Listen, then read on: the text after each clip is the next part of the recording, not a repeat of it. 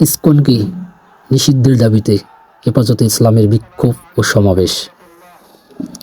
আজ শুক্রবার জুমার নামাজের পর ইসকনকে নিষিদ্ধের দাবিতে হেফাজত ইসলামিক বিক্ষোভ ও সমাবেশের ডাক দেয়। এ সময় তারা বলেন, ইসকন হলো জঙ্গি সংগঠন এবং সন্ত্রাসী কর্মকাণ্ডে লিপ্ত থাকা একটি সংগঠন, যারা আওয়ামী লীগকে ধারণ করে এবং তাদের রাজত্ব কায়েম করার চেষ্টা করতেছে। এ সময় হেফাজত ইসলামের দলটির অন্যতম নেতৃবৃন্দের মধ্যে বক্তব্য রাখেন মমিনুল হক।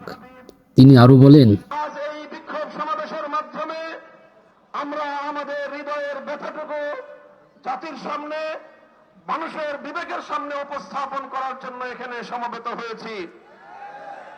আমরা স্পষ্ট ভাষায় বলতে চাই, এটা আমাদের বুঝতে কোনো কষ্ট হচ্ছে না যে আজকে সুপরিকল্পিতভাবে একটি সাম্প্রদায়িক উস্কানির মাধ্যমে বাংলাদেশে সাম্প্রদায়িক দাঙ্গা বাঁধানোর পরিকল্পিত পায়তারা চালানো হচ্ছে। শহীদ সাইফুল ইসলাম আলিফের হত্যাকাণ্ডের ঘটনা নির্মম, শুধু বর্বর নয়, বরং ঘৃণ্য এক হত্যাকাণ্ড। প্রকাশ্য দিবালোকে আদালত চত্বরে একটি সন্ত্রাসী সংগঠনের সশস্ত্র সন্ত্রাসীরা একজন তরুণ আইনজীবী, সরকারি কর্মকর্তাকে টেনে হিচড়ে নিয়ে হত্যা করবে, এইরকম বর্বরতার দৃশ্য দেখার জন্য বাংলাদেশ প্রস্তুত নয়।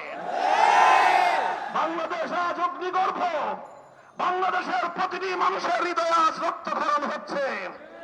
বাংলাদেশের অন্তর্বর্তীকালীন সরকারকে আমরা বলতে চাই, মানুষের এই ক্ষোভ, মানুষের হৃদয়ের রক্তক্ষরণকে আপনারা বুঝবার চেষ্টা করুন এবং যে সকল হত্যাকারী হিসেবে চিহ্নিত ঘাতকদেরকে গ্রেফতার করা হয়েছে তাদেরকেই শুধুমাত্র বিচারের আওতায় আনলে চলবে না।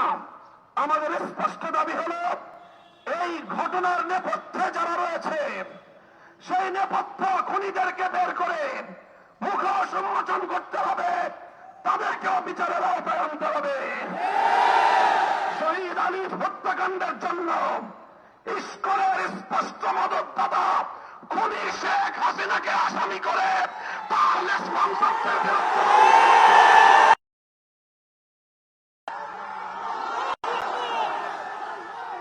আমরা স্পষ্ট ভাষায় বলতে চাই, বিগত 15 বছর আমরা দেখেছি বাংলাদেশের অভ্যন্তরীণ প্রতিটি বিষয়ে কিভাবে শুধু অসৌজন্যমূলক নয়, বরং কূটনৈতিক শিষ্টাচার বর্জিত বাংলাদেশের অভ্যন্তরীণ ইস্যুতে চরম নগ্ন হস্তক্ষেপ করে জনগণকে আহত ক্ষতবিক্ষত করে তুলেছে ভারত।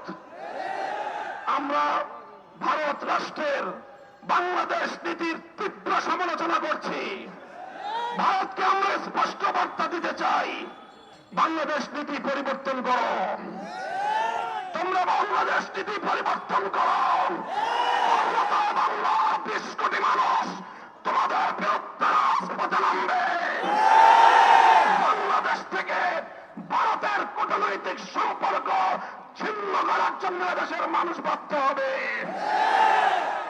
আমরা স্পষ্ট ভাষায় বলতে চাই, আইন শৃঙ্খলা রক্ষাকারী বাহিনীকে আমরা বলতে চাই, চিন্ময় কৃষ্ণ দাস তার তৎপরতার দ্বারা কথা দিবালোকের নয় পরিষ্কার, সে ভিনদেশী গুপ্তচর হিসেবে ভূমিকা পালন করছিল। বারবার সে তার সেই প্রভুর দেশে গিয়ে সেখান থেকে নির্দেশনা নিয়ে এসে বাংলাদেশের অভ্যন্তরে নৈরাজ্য সৃষ্টি করবার পায়তারা চালিয়েছে। দিনের পর দিন, মাসের পর মাস প্রশ্রয়ে আশ্রয়ে থেকে ভারত এবং আওয়ামী লীগের যৌথ প্রযোজনায় ইসকন তৈরি করা হয়েছে।